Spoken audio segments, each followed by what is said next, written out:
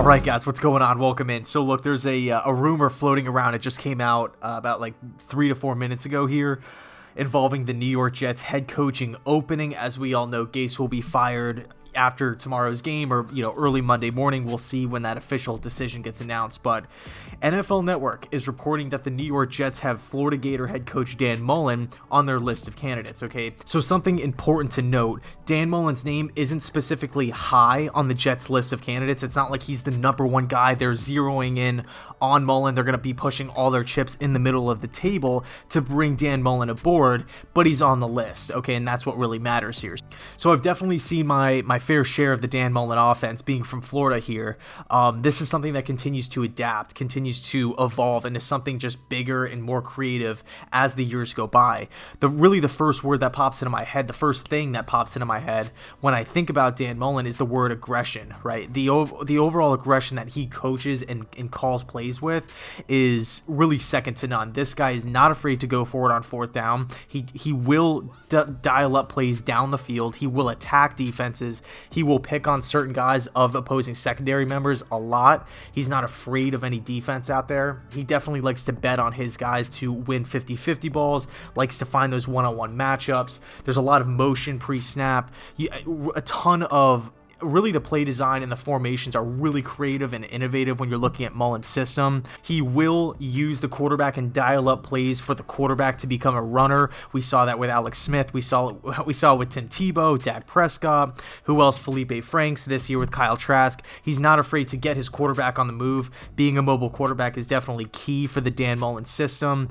What else? I mean, you constantly have guys lining up off the line of scrimmage. There's a lot of different looks that Dan Mullen presents. 2 running back sets, which is something I really like as well. But man, the overall aggressive nature that Dan Mullen brings to the game is definitely fun to watch. But at times, it can backfire, right? You hear the term live by the 3, die by the 3. It's the same thing with going forward all the time on fourth downs, consistently taking those shots downfield. It's definitely a risky way to play the game, and honestly, that's how I would view this hire. It's risky. It's either going to be a 500-foot home run, or it's going to be a complete swing and a miss. I like Dan Mullen's system. I like how he develops his players. I really like the play design and the offensive play calls. But for me personally, I think it's just too risky. There's definitely going to be some concerns about bringing Dan Mullen from the college level to the pro ranks. Number one, competition. This isn't the SEC East.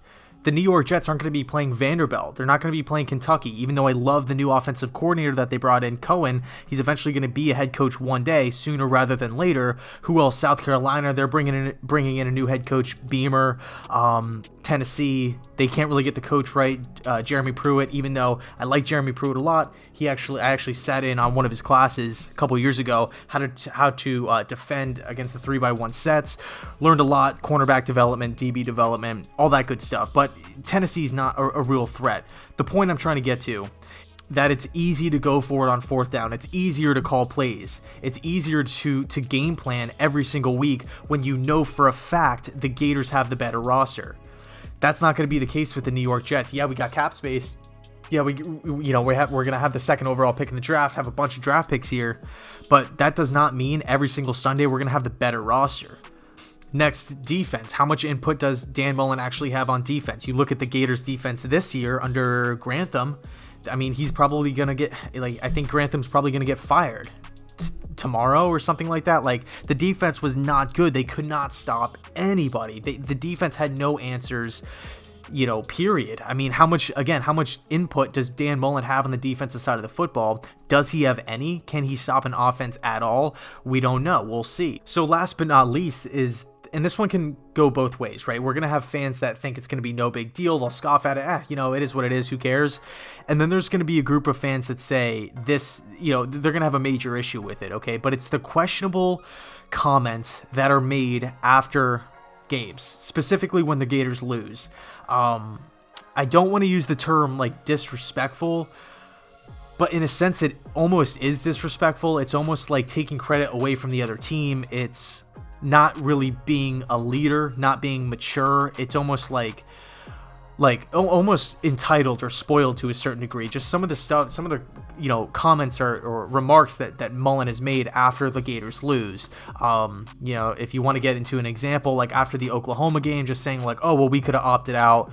We didn't have our guys, kind of thing, because they got blown out against Oklahoma, which is true. No Kyle Pitts, no receivers. I think they were missing 4 wide receivers. They missed a ton of guys. Obviously, Trask wasn't playing well either. But in a situation like that, like everybody knows the Gators are going to be missing guys. Like, do we really have to go out and say it right after the loss? Like, oh, well, we didn't have to play. So there's been a ton of pushback when comments like that are made, a ton of pushback by fans, college football fans. It's like nobody wants to hear like the sore loser remarks, especially from the head coach. Like if it's like a rookie player, like a rookie, 22-year-old kid, 21-year-old kid, I could understand it from a maturity level.